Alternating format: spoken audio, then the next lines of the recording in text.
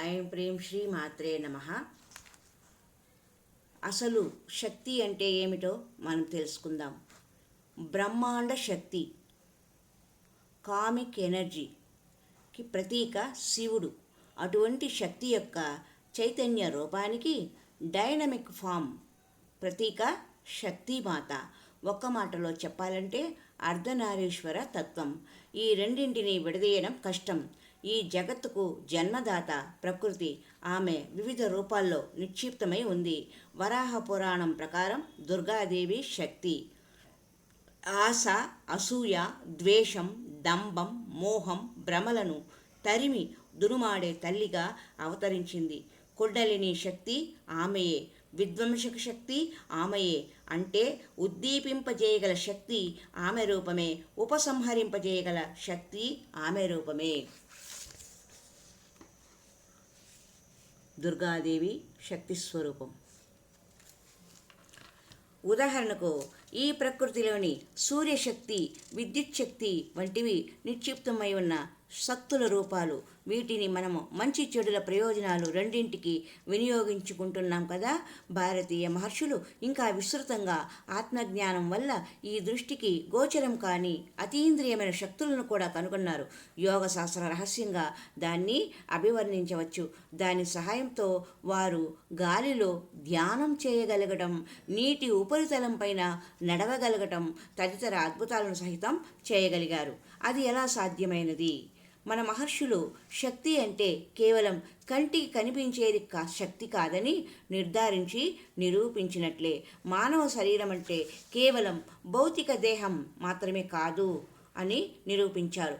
ప్రాణమయ, ఎనర్జెటిక్, మనోమయ, మెంటల్, విజ్ఞానమయ, నాలెడ్జ్ఫుల్, ఆనందమయ, బ్లిస్ బాడీ, ప్రాణమయ శరీరాలు ఈ 5 సూక్ష్మరూపాన దాగి ఉన్న శక్తులు ఈ దేహదారికి ఉన్నాయి అని రుజువు చేశారు.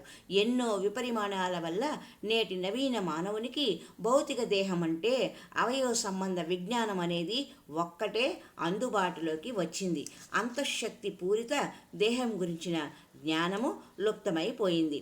ప్రతిదీ శక్తికి ముడిపెట్టి యోచించే విదేశీ శాస్త్రవేత్తలు కూడా విశ్వరహస్యాలను ఆవిష్కరించే యత్నంలో ప్రకృతి శక్తులకు కారణ ఆధారభూతమైన పరాశక్తి ఒకటి ఉన్నదనే నిర్ణయానికి వచ్చినారు.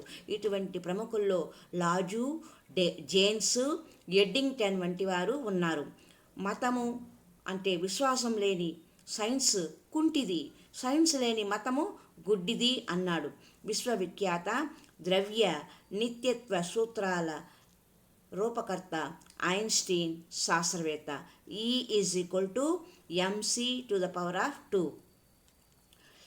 ప్రారంభంలోనే చెప్పుకున్నట్లు ఆ పరాశక్తియే దుర్గా, లక్ష్మిగా, సరస్వతిగా అంటే ఇచ్ఛాశక్తి, జ్ఞానశక్తికి ప్రతీకలు. ప్రకటితమైన ఈ శక్తి మన దేశంలోని వివిధ క్షేత్రాలలో నిక్షిప్తమై ఉంది.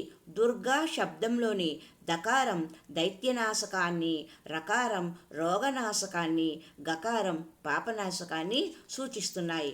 అష్టాదశ శక్తిపీఠ క్షేత్రాలలో భూగర్భంలో విద్యుత్ అయస్కాంత ప్రవాహాలు, ఎలక్ట్రోమాగ్నెటిక్ పవర్ వేవ్స్ ఒక క్రమ పద్ధతిలో ప్రవహిస్తున్నట్లు కనుగొన్నారు. కనుకనే ఆయా క్షేత్ర సందర్శనం వల్ల అనారోగ్య నివారణ జరుగుతూ ఉన్నట్లు వైజ్ఞానిక పరిశోధనలు కూడా స్పష్టం చేస్తున్నాయి. మన దేశంలోని శక్తిపీఠాల ఆలయాలకు మహత్తర శక్తికి ఇంతకన్నా విశిష్టమైన నిరూపణ ఇంకా ఏమి కావాలి? హరి ఓం తత్సత్. మరి యొక్క సంచికలో శ్రీదేవి శక్తి మహిమాన్వితం అనే విషయాన్ని గురించి తెలుసుకుందాం. ఓం శ్రీ మాత్రే నమః.